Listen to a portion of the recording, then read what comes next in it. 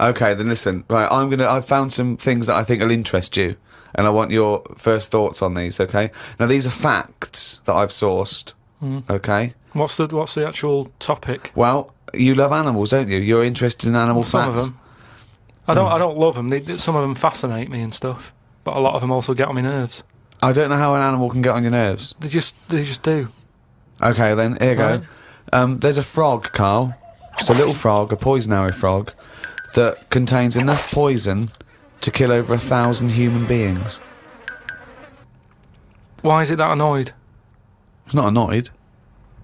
Well, why is it going about killing 1,000 people? No, it has the potential to. It has enough poison, it has enough toxin in it that could kill 1,000 human beings. But does it need that? Whereabouts is this? Where's it living?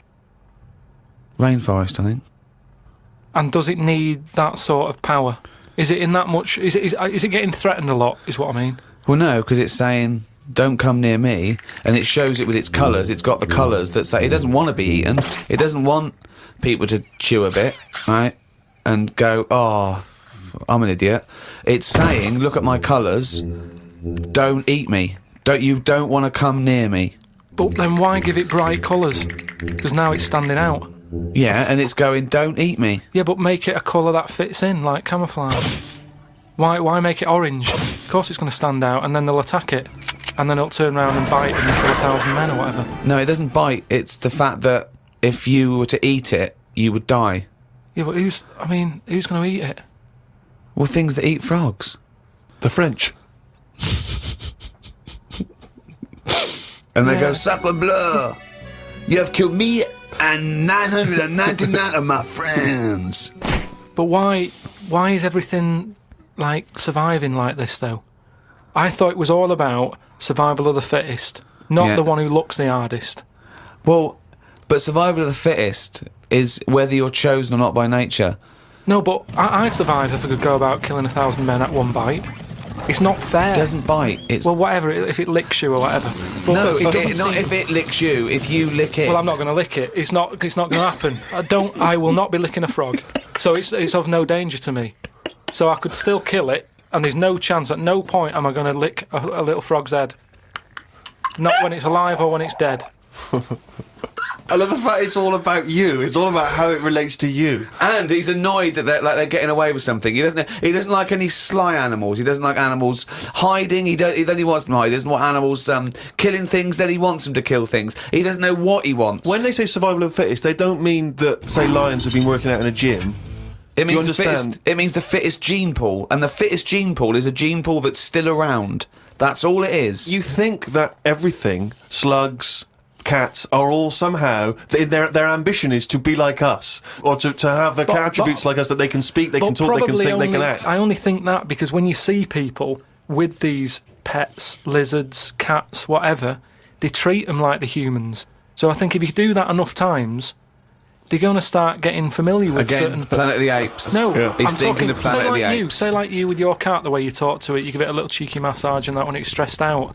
No, you made that up that it was stressed out. I'm just playing with my cat, right? If anything, the cat is to de-stress me. So you're talking to your cat, Rick. Is it answering back much? How are the conversations going with your cat? Well, I have more intelligent conversations with my cat than I do with him. Yeah, here's one, right? When my gran died, right, she had this rubbish dog, right, and that's all we got left.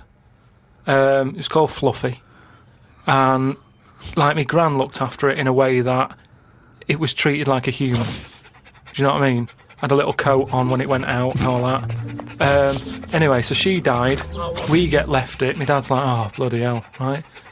Before you know it, it was a wreck. Because we weren't sort of bathing it the way she bathed it. We let it out if it wanted to go out. It got covered in oil. It used to go under the car and everything. So it went from looking like this fluffy, poodle to just being a bit of a wreck. It got hit by a car. It ran sideways like a crab and all that. In the course of how long? A month? Probably about two months or something. Yeah. Now, so it went from being over-treated to just being treated like a dog. Yeah, but a dog isn't, is not a indigenous species anywhere. We sort of bred those from, jackals change it. All I'm and saying wolves. is change it. Take away the dog thing. I mean, that lizard thing you've got, Salamander. it's still sort of treated as part of the family, even though it Well, does it's not. nothing. I mean, How is it treated as part of the family? just the way, it's looked after, that big area that it's got to itself. We stick it in a case and feed it a cricket now and again. How is that like one of the family? It doesn't matter because it's in your flat. It is in Carl's family. It's in your flat, innit? And it's sat in that corner. I just mean, as time goes on, Yeah. things get educated as they get older. How old's that lizard? You don't. How old is it? About 15 years old. Right. Now, it knows more now than it did when you got it because it's been in those surroundings. It's had its eye on things. It's 15, so presumably it listens to a lot of Linkin Park, goes on the internet a lot. No, but do you know what I mean? You've already proved your point. It's like that fella who kept hitting the dog on the head with a stick. Right. I think- Pavlov, at no point did he hit a dog on the head with a stick. But he kept doing it, and eventually the dog went, I'm sick of this, and wandered off, didn't it? Pavlov Yeah, there. brilliant. Do you know what I'd like to do? A programme where you you paraphrase someone's theory. So Pavlov's first. We could do Freud. Give us, what do you know about Sigmund Freud, the father of psychoanalysis? Right, come on in. I don't know anything on him. Here's an interesting fact. If the frog annoyed you, this might annoy you. A blind chameleon will still change colour to match its surroundings.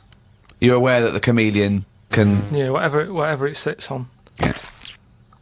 But then what happens when you put one of them on a mirror? No, does it get stressed out, or what? What's it copying? Well, it probably doesn't need to copy anything because it looks at itself and it goes, oh, look, looks like that. It's brilliant. God, that was fast. That's the fastest I've ever done that. That is brilliant. So they can go any colour, there's nothing, you can put them on anything, and they'll go to the thing. I don't want you to have a chameleon because you'd just be trying to see what it could and couldn't Try and do. catch it out. I know, yeah. Pop it on some tartan. But again, say like the frog thing, right? Pop it on the telly. Yeah. Couldn't do it fast enough. Why does the chameleon need that skill of copying a colour? Because at the end of the day, that's mainly sticking in the woods, isn't it? By trees, by grass. Right. Why can't it just stay green? That's all it needs. Those colour changes are only for camouflage, aren't they? I don't know. Some of them are for attraction. Some of them to show moods, anger.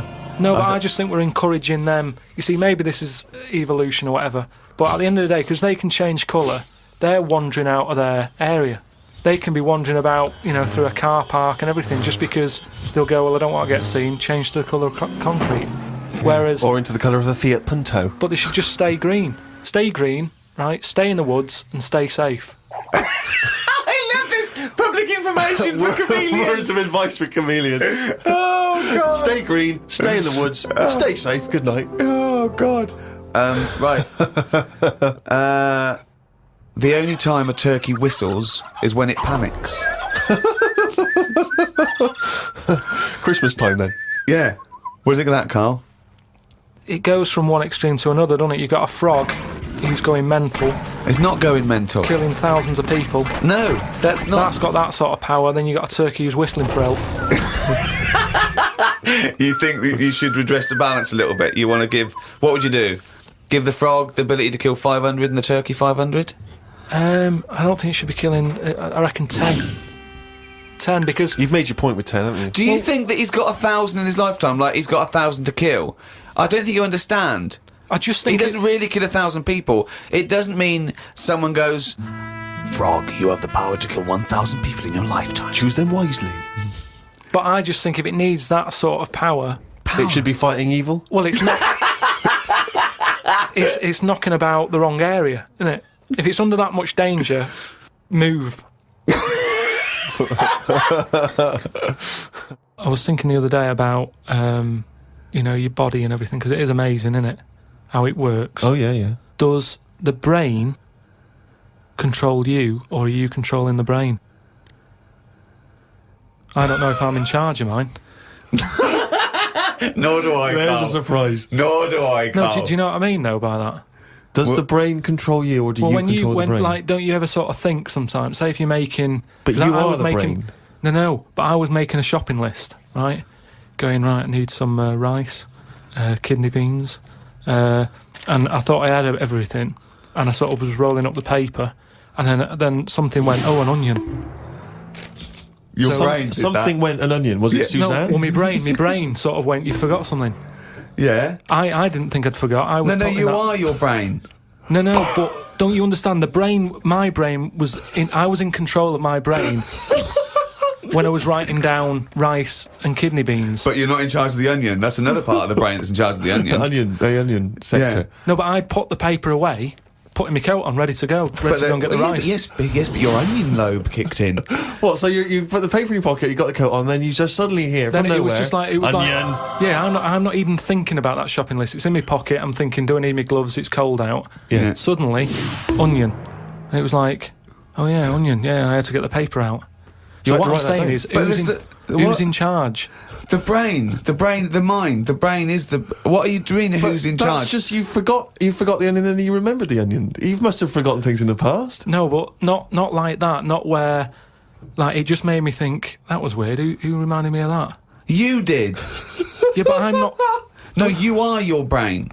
It's not like there's you, then there's a brain, then there's an extra one looking down at it. Oh, the meta brain, the thing above it. No, but your brain... How does your brain work? You give it information, don't you? Well, it takes. Do you mean you give it information?